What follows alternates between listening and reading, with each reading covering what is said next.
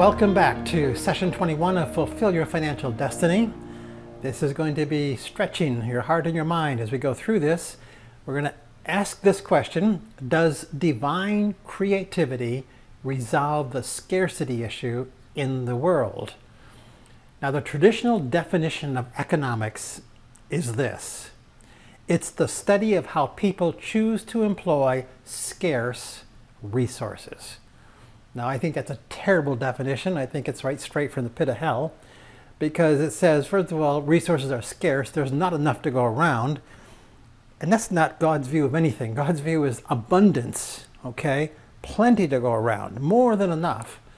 So I think this definition, the study of how people choose to employ scarce resources, probably came straight from a demon somewhere. As I reject it, I renounce it. I'm going to give you what I suggest as a better definition. Economics is divine creativity coupled with physical resources multiplied exponentially by technological advances. That'd be my definition of economics. Economics is divine creativity coupled with physical resources multiplied exponentially by technological advances. So let's talk this through, okay? I want to go through 6 principles related to building wealth, and I've got these 6 principles from a book entitled God Wants You to Be Rich by Paul Zane, published by Simon & Schuster in 1995. So the statistics that I'm going to quote are from 1995, which makes them 25 years old, okay? Number 1 principle: developing technology enables us to be more productive in the use of raw materials, and thus it's constantly redefining what constitutes a physical resource. So man is the one who defined what a natural resource was in the Stone Age, in the Bronze Age, in the Iron Age, in the Petroleum Age, and in the Computer Age. For example, whale blubber was once a natural resource. It was used for lighting and heating homes. But in 1859, the first successful oil well was drilled in Pennsylvania, and that ushered in the Petroleum Age, defining a brand new natural resource, and it replaced an existing natural resource, which was whale blubber. Today's natural resource for computers, computer chips, it's sand. 50 years ago, who would have ever dreamed that sand would become a natural resource? What's the chance of running out of sand anytime in the near future? Principle number 2, developing technology determines our supply of existing physical resources by determining how efficiently we use those resources and our ability to find them, obtain them, distribute them, and store them. So there's 2 ways to increase the supply of a defined physical resource. Number 1, we can improve our ability to find it, to obtain it, to distribute it, and to store it. Number 2, we can improve the efficiency in which we use it. Okay, so for example, oil. They became a natural resource because technology was able to convert it to gasoline, which of course we can use in our cars. So now this natural resource, oil, we could measure it a couple ways. It can be measured by the number of barrels in the ground, and we can say that's our limitation. Or we could measure it by the number of miles that we can get per barrel of oil in the ground. And with the advent of a new invention called fuel injection, the resulting increase in miles per gallon, in reality, our oil reserves greatly increase because we can get many more miles per gallon with oil injection. So all of a sudden, we'll say we had this much oil as a natural resource. With fuel injection, we now have this much oil, okay? And then if we add to that a better distribution practice, maybe we can grow again, expand it again. In the 1990s, Walmart came through with brand new distribution and said, look, we could take the middleman out and places that produce products could ship directly to the stores that sell them, and we could just cut the price. And they did that, so it became a much better distribution model that now can be imitated by others. Although the amount of land used for food production has decreased over the years, the amount of food produced has increased. In 1930, 30 million U.S. farmers produced food for 100 million people. 50 years later, 1980, 3 million U.S. farmers, not 30 million, 3 million, fed 300 million people. Not 100, they fed three times 300 million people. That's a 3,000% increase in productivity per farmer in a 50-year period. Since World War II, the world's population has doubled, but yet world grain production tripled. Since 1750, the world population's increased 6 times, but the world gross national product has increased 1,700 times. Wow. And you say, yeah, well, costs are rising. No, maybe costs are not rising, okay?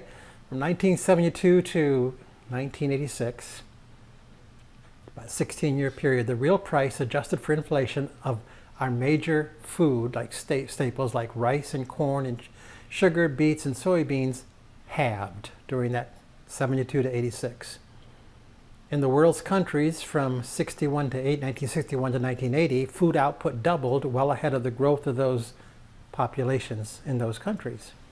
India and China became self-sufficient in grain production during that period.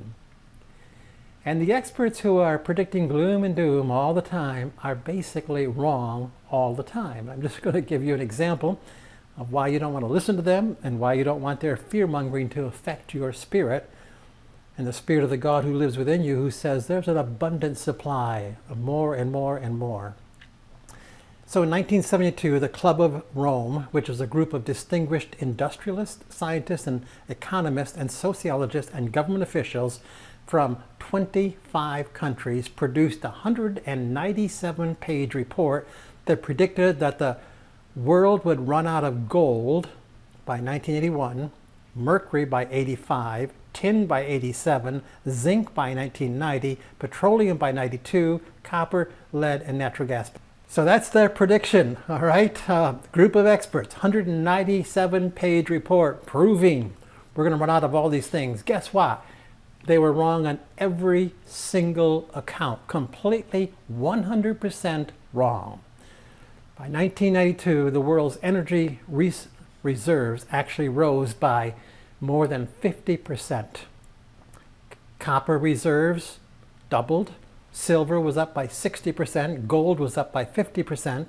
Between 1980 and 1985, prices in the International Monetary Fund's 30 commodity product index dropped a full 74%, many falling to their lowest level in history. So in 1980, Julian Simon, he wrote a book called The Ultimate Resource, which, incidentally, in his book, he said it's God. It's God's creativity, his ability to create within the heart and spirit of man. That's the ultimate resource. So he surely had his head screwed on correct. Now, this Julian Simon, he placed a wager with an economist, Paul Ehrlich. And what they did is they combined the price of 5 metals, chrome, copper, nickel, tin, and tungsten, total $1,000. And their bet was, if the prices went up, Julian agreed to pay Paul the amount by which they increased in the next 10 years. If the price went down, then Ehrlich agreed to pay Simon, the amount in which they decreased. So at the end of the 10 years, 1990, a check was sent to Simon for $576 because the price had fallen 57% in the 10-year period. So Simon then offered to raise the bet to $20,000, pinned to any other resources to any other year in the future, and nobody would take his bet. So prices are coming down. Prices are coming down. Not that you're going to believe that if you listen to the news. And yes, obviously there are periods of inflation, and we're in one right now. But overall, our prices are lower than they've been in the past. The cost that it is to survive and the food that we need to buy, we can spend less of our budget on that than they have had to spend in the past. Number 3, the rate at which society's technology advances is determined by its ability to process information. The Gutenberg press, printing press, caused the Industrial Revolution. And now we have a computer which is causing a similar economic expansion, which is going to make the advances of the Industrial Revolution just pale by comparison.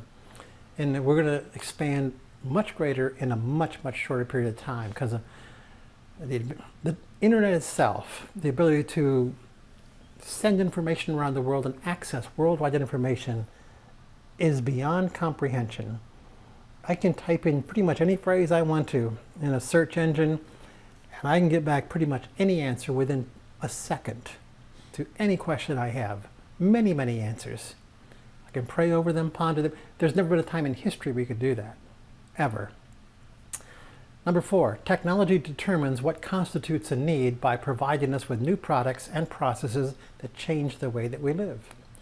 Between 1980 and 1995, the personal computer industry went from no sales to $220 billion in sales. Compared to those of the 1960s, the median price home in the 1990s was twice the size, had air conditioning, had a dishwasher, had a bunch of other features that made it maybe 4 times more valuable to its occupant. From 1960 to 1990, housing costs increased. Housing units, I'm sorry, let me say it again. From 1960 to 1990, housing units increased from 33 million to 59 million, well in excess of the growth of the general population. And upscale consumer demand is insatiable. The more we earn, the more we want to spend. After we get one house, we want 2. After one car, we want 2. After one television comes 2. After one satellite dish and a recorder, we want a computer and a second computer and an internet connection and a second internet connection. Just goes on and on. Number 5, developing technology determines the level of consumer demand by determining the price at which we can sell something. The level of demand is simply a function of price. Many new products are created by technology which are incapable of fulfilling the demand that they create worldwide, and they also just create loops, endless loops of customer needs. In 1995, for $10,000, General Motors manufactured an automobile with all the features of an earlier model, an earlier $15,000 model. So the price of car came down $5,000. So the consumer, he enjoys a $5,000 increase in lifestyle. The media reports that there's a $5,000 drop in gross national products. So they're going to depress me by saying the economy is going to pieces, and I just got a $5,000 increase in lifestyle. When the gross national product is increasing, rising, the number of news stories devoted to it drops by 26% compared to if it's falling. So TV is committed to slanting the economic stories to make you feel miserable, to tell you everything's falling apart. And if it's going good, they're not going to tell you about it. When it's going down, they're going to overload you with the negativity. Which is why I'm not going to listen to the news. If I'm going to renew my mind with the Word of God and live on a supernatural level and not be contaminated by the world, I'm not going to listen to the fear-mongering that is constant and to the lies that are constant, and to the foolishness that is constant also. So, principle number 6. The immediate economic potential for an individual industry or society can be explained by examining the technology gap. In the 1980s, the speed of change accelerated greatly. By By 1989, more than 50% of the Americans were changing their jobs, their whole careers, every 6.5 years. New unemployment is the first sign of economic growth.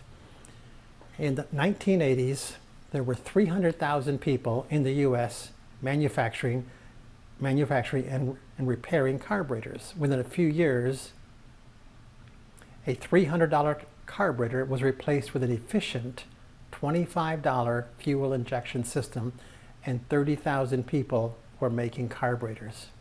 Went from 300,000 to 30,000. Went from a $300 carburetor to $25. In 1960, 40% of all U.S. workers worked in manufacturing. By the 1980s, only 20%, half of them, were still working in manufacturing, and those who continued were producing 5 times the output of 1960. 100,000 people manufactured vinyl records in 1965. By 1990, they were totally replaced by digital compact disc. The result of this is unemployment, but 95% of our economy today is involved in producing new, innovative products that didn't even exist 50 years ago. So we can trust that creativity, God's creativity, is going to continue to bless the world, and these blessings are going to continue to flow to us. So that's a lot of statistics, a lot of information from a very interesting book, God Wants You to Be Rich. Totally different view on the economy and stories than anything we've heard in the past.